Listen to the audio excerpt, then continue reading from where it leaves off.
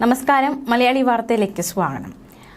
പാകിസ്ഥാനിൽ നിന്നും നടക്കുന്ന ഒരു വാർത്തയാണ് പുറത്തു വരുന്നത്. 24 വർഷത്തോളം ചില പൈലറ്റുമാർ ചെയ്തു വെച്ച ചില കാര്യങ്ങൾ, യാത്രക്കാരുടെ ജീവനൊക്കെ അപകടമുയർത്തിക്കൊണ്ട് ചെയ്തു കൂട്ടിയ കാര്യങ്ങളെക്കുറിച്ചുള്ള ഞെട്ടിക്കുന്ന വിവരങ്ങളാണ് പുറത്തു വരുന്നത്.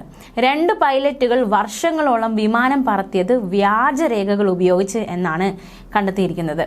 പാകിസ്ഥാനിലെ ദേശീയ അന്വേഷണ ഏജൻസിയുടെ അന്വേഷണത്തിന് പിന്നാലെയാണ് ഈ നടക്കുന്ന വാർത്ത പുറത്തു വന്നിരിക്കുന്നത്. 1995-ലും 2006-ലുമാണ് കസാൻ ഐജാസ് ദുബായിയും മുഹ്സിൻ അലിയും പാകിസ്ഥാൻ ഇന്റർനാഷണൽ എയർലൈൻസിൽ പ്രവർത്തിക്കാൻ വരുന്നത്.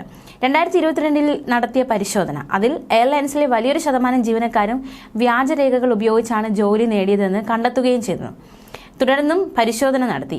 ഈ പരിശോധനയിലാണ് ഈ 2 പൈലറ്റുകളും ഈ 24 വർഷത്തോളം വിമാനം പറത്തിയിരുന്നത് വ്യാജരേഖകൾ ഉപയോഗിച്ചാണ് എന്ന് കണ്ടെത്തിയിരിക്കുന്നത്. പക്ഷേ ഇവർ രണ്ടുപേരും ജോലി രാജിവെച്ചിരുന്നു. കസാൻ ദോബെ 2019-ലും മുഹ്സിൻ അലി 2014-ലും എയർലൈൻസിൽ നിന്നും ജോലി രാജിവെച്ചിരുന്നു. 2 പൈലറ്റുകൾ മാത്രമല്ല, ഇവരെ കൂടാതെ ഒരു എയർ ഹോസ്റ്റസിനും ഒരു ഡേറ്റ ഓപ്പറേറ്ററിനെതിരെയും കേസെടുത്തിട്ടുണ്ട്. 4 പേരും കുറ്റസമ്മതം നടത്തി. തങ്ങൾ വ്യാജരേഖകൾ ഉപയോഗിച്ചാണ് ജോലി നേടിയത് എന്ന കുറ്റസമ്മതമാണ് ഇവർ നടത്തിയിരിക്കുന്നത്. 4 പേർക്കും കോടതി തടവ് ശിക്ഷയും പിഴയും വിധിക്കുകയും ചെയ്തു.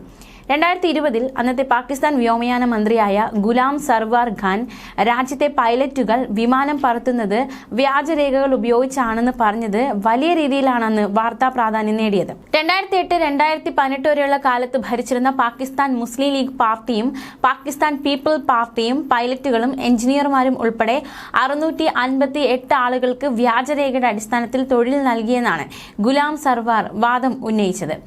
ഇതുകൂടാതെ പാകിസ്ഥാൻ പൈലറ്റുകളെ വളരെ ശ്രദ്ധയോടെയാണ് അന്താരാഷ്ട്ര വൈമാനിക മേഖല നോക്കിക്കാണുന്നത്. യൂറോപ്യൻ യൂണിയൻ ഏവിയേഷൻ ഏജൻസിയും UK-യും പാകിസ്ഥാൻ പൈലറ്റുമാരെ തങ്ങളുടെ കീഴിലുള്ള പ്രദേശങ്ങളിലേക്ക് പറക്കുന്നത് വിലക്കേർപ്പെടുത്തിയിട്ടുണ്ട് എന്നതും ശ്രദ്ധേയമായ കാര്യമാണ്. 2018-ൽ പാകിസ്ഥാനിൽ 97 പേർ മരിച്ച വിമാന അപകടം നടന്നിരുന്നു. ഈ അപകടമുണ്ടായതോടെ അന്വേഷണം വന്നിരുന്നു. ആ അന്വേഷണത്തിന് റിപ്പോർട്ട് പ്രകാരമായിരുന്നു രാജ്യത്തെ പൈലറ്റുകൾക്കെതിരെ ആരോപണങ്ങൾ പല ഭാഗത്തു നിന്നും ഉയർന്നത്. അപകടത്തിന് കാരണക്കാരനായ പൈലറ്റിന് ലൈസൻസ് പരിശോധനയിൽ ലൈസൻസ് അനുവദിച്ചത് അവധി ദിനത്തിലാണെന്ന് കണ്ടെത്തിയത് വളരെ ഗുരുതരമായ കാര്യമായിരുന്നു. ഇതിന് പിന്നാലെ നടത്തിയ പരിശോധനയിൽ പൈലറ്റ് വ്യാജനാണെന്ന് കണ്ടെത്തുകയും ചെയ്തു. രാജ്യത്തെ 860 പൈലറ്റുകൾ, അതിൽ 260 പേരും രേഖകൾ കെട്ടിച്ചമച്ചവരോ പരീക്ഷയിൽ തട്ടിപ്പ് നടത്തി ജയിച്ചവരോ ആണെന്നും അന്വേഷണത്തിന്റെ അടിസ്ഥാനത്തിൽ വ്യക്തമായി. തുടർന്ന് നടന്ന അന്വേഷണത്തിന്റെ ഭാഗമായാണ് ദീർഘകാലം സേവനം അനുഷ്ഠിച്ച 2 പൈലറ്റുകളെ കുറിച്ചുള്ള വാർത്ത കൂടി പുറത്തു വന്നത്.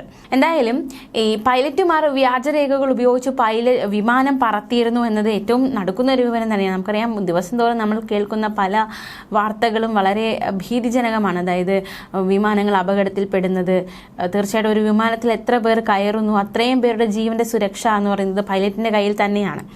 അപ്പോൾ പൈലറ്റുമാർ ഇത്തരത്തിൽ ഒരു വ്യാജം തട്ടിപ്പൊക്കെ നടത്തി ഇത്തരത്തിൽ പ്രവർത്തിച്ചാൽ തീർച്ചയായിട്ടും അത് യാത്രക്കാരുടെ ജീവൻ വെച്ച് പന്താടുന്നത് പോലെയാണ്. എന്തായാലും കണ്ടെത്തിയിരിക്കുകയാണ് വ്യാജന്മാരെ.